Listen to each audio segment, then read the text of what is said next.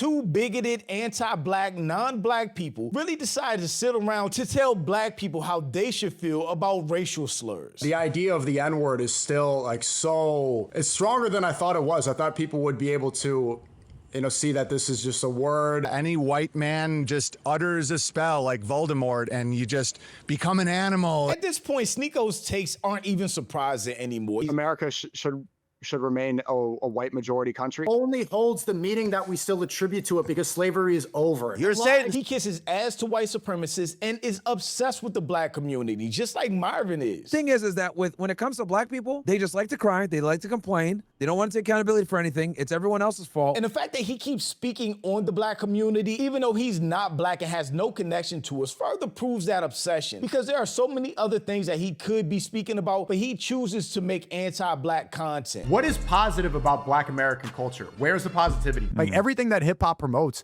besides Ye and besides a few like, you know, Christian rap or stuff like that, it's all just drugs, murder, bitches. At this point, nobody is even offended by this. It's just obsessive weirdo behavior. I say this when people get upset. They're like, well, it's not just a word. It has all this hurt. I'm like, yeah, that's true. But look, what though? Like, but what's the pain? Like, what is the pain? They'll say slavery. You know, so the slavery is, yeah. Dude, picking cotton is the easiest job in the entire world. But I'm Jew. Welcome to the channel. Please like and share the video. Don't forget to sub. Now, let's get into it. Sneako and Owen Benjamin debate whether the N-word is about race or behavior and why people keep giving words so much power. Shut the fuck up. Broken down a lot, but the idea of the N-word is still like it's stronger than I thought it was. I thought people would be able to, you know, see that this is just a word and like, obviously, yeah, words are hurtful. It's a crazy spell, dude. Let me break down this. It is insane to me. Sneako's mom is Filipino, so he definitely has some type of ties to the Asian community. When there was Asian hate going around New York, Sneako took that personally. He took offense to that, of Asians being called slurs, threatened, or attacked. Not because it's inherent racism, it's because Asians are easy targets. But all of a sudden, when it's another group of people that he has no connection to, words are just words and we need to get over it. He's a hypocrite and a grifter, and he knows it, which is why he makes dumbass faces like this one is frozen on. Spell of it? Can you please? It's actually super anti quote unquote black, because as you can see, what happens is like every group can have a subgroup that does things. It's about the behavior, not the racial identity. Yeah, slave owners weren't calling only bad slaves the N-word. White people have never called only bad black people the N-word. They call us all the N-word. They think we're all N-words. They think we're all beneath them. They think we're all thugs, dangerous, and animalistic. Nobody else make a separation of who's an N-word and who's not to them based on behavior. Oh. When you, and I won't, I openly say it, I just won't in case you're on some platform or something. I openly say fucking racist and bigoted. They're sitting here being two anti-black people, telling black people how we should feel. Out of respect to you, but I will say N-word, but I philosophically think that's ridiculous. But Sneako even laughing at her. He's not even a sellout because he's not black, has no black nowhere near him. He's just anti-black and racist. But it's like, so you have white trash, right? You have like redneck, you have these different subgroups that's based on behavior. Those aren't racial slurs though. Nobody lynched white people, set them on fire, did all the atrocities that were done to black people while being called the N-word hard R. So there is no correlation. He's just trying to say there are bad people in all communities and they're identified by how they act, but that's not how black people have been identified in this country. Any black person can be pulled over for just being black. Any black person can be walking down the street and be harassed for just being black. Burning out racing through my neighborhood.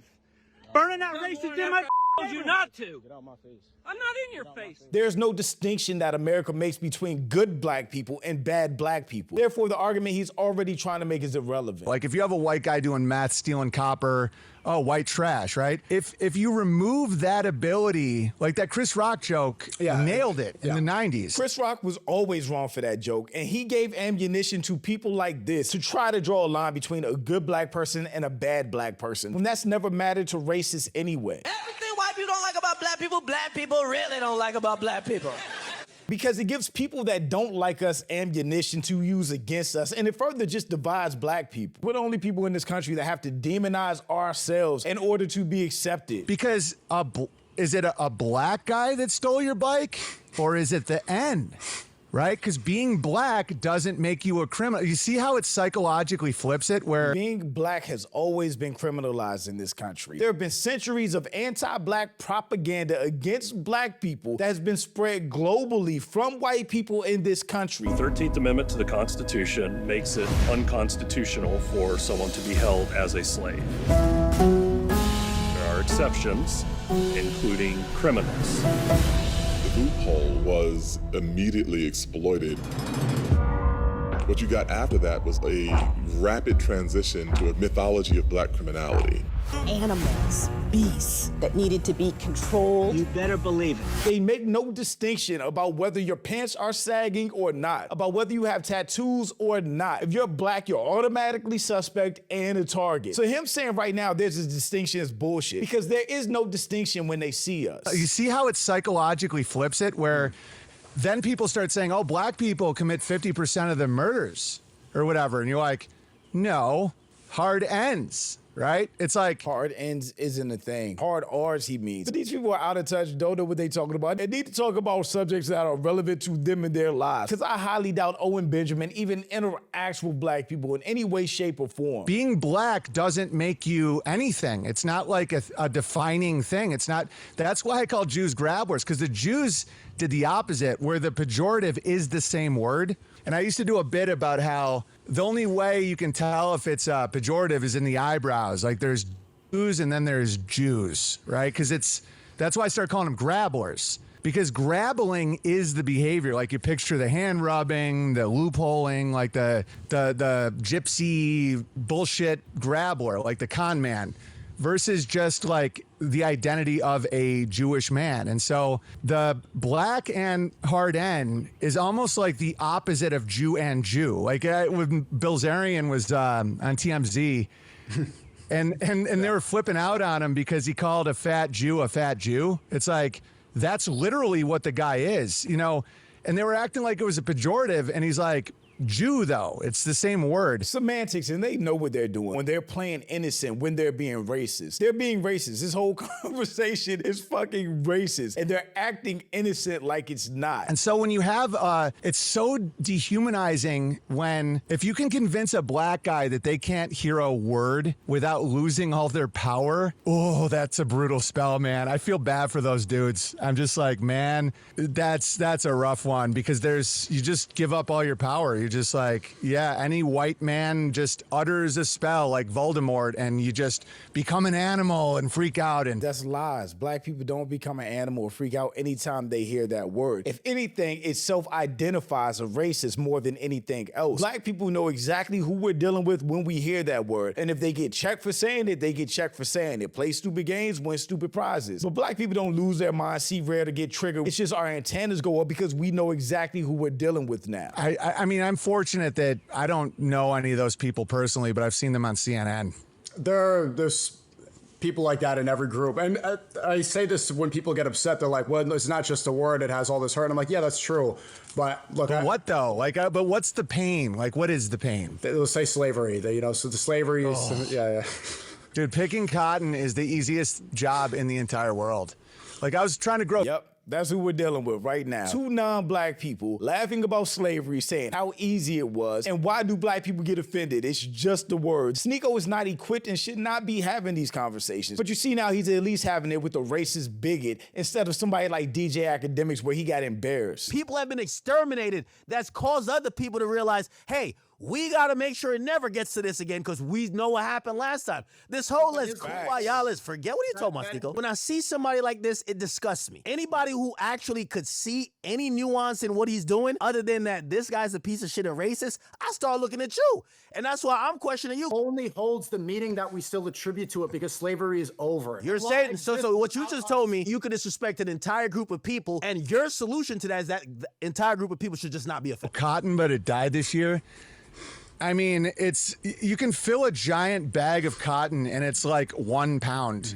This man is sitting here saying slavery wasn't that bad when slaves got raped raped, they got beat, they got whipped, they got lynched, they lived in fear of their lives, they had their family separated from them with no future. They would live and die on a plantation, picking cotton or whatever else for hours on end, from dawn till dusk, working, standing on their feet in the hot sun. But he's saying it wasn't that bad. What are they crying about? I mean, it's just crazy. Like, why does anyone get upset that they like worked in a field? Like, that's what our ancestors all did. Yeah, I mean, that's what I'll say to them. It's like, okay, so someone called you this word and it's hurtful, right? But are you that? Are you an N? Right. It's like I've had people come up, and if I'm like, I've been praying in a park or something with a couple people, and then people will yell like terrorists.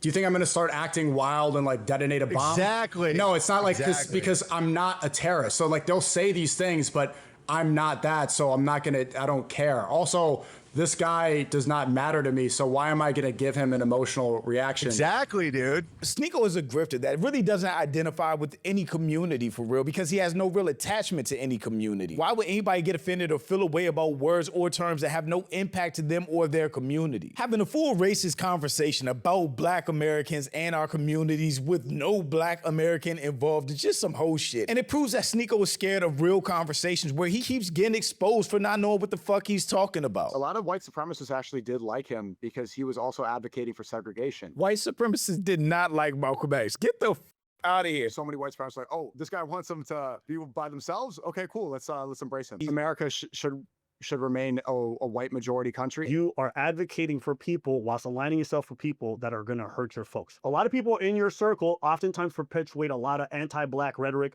or they say a lot of racist shit. That's the truth. Their political worldview is one that in which their group benefits and other folks are hurt. That's the people that you surround yourself with. Nick Fuentes wants a white power structure. He's someone who would prefer that white folks are in charge of America and wants to maintain their control over the power. White majority. It wants it to be, it wants to lower immigration and keep as a white majority country. He doesn't want white majority. He also wants a white power structure. He wants white folks to be in those positions. And the comments weren't going for it. They were collectively calling Sneako out. Until Sneako says, fuck Allah, no one cares about his analysis. Stop being obtuse. These conversations only display their lack of emotional, social, and practical intelligence. So much for their high IQs. Did you hear the contempt when he mentioned slavery? Yeah, this is not about giving a word power as you guys claim. Two things can be true. People should not respond violently to a word, but certain words should not be used. Fuck Sneako grifting ass. White people are delusional. Being called hard R has nothing to do with behavior. Exactly. It's literally videos and stories from my people who were called N-words in the 50s and 60s for just walking down the street wearing a goddamn suit and tie, may I add. Don't start making shit up. It's revisionist history at best. Where's the Black American at? Also, aren't you and Myron friends? He said the same thing, then turned around and tried to fight because they called him Mutar. You're account for that. Mortar, all these other ass that if they had told me this shit person, I'd fucking punch them. So I'm gonna need for y'all to be quiet. Two non-Black people telling Black people how they're supposed to feel. Right. Picking cotton is the easiest job in the world. 5 seconds later, I tried to grow cotton this year, but it died. What a fucking clown. These folks are lame as fuck. It's embarrassing at this point. At this point, Sneako's been embarrassed by Albafor's anti-Blackness and now academics. And he's just reverted to talking to other races that don't like Black people about Black people. For a person of color to be operating like Myron, and especially Sneako these days, it's just insane, it's lame, and really played out. But thanks for watching. Y'all let me know what you think about all this in the comments. Also, make sure you check out the next video, and don't forget to follow me on Instagram for behind the scenes and life stuff, and I'll catch you next time. Peace.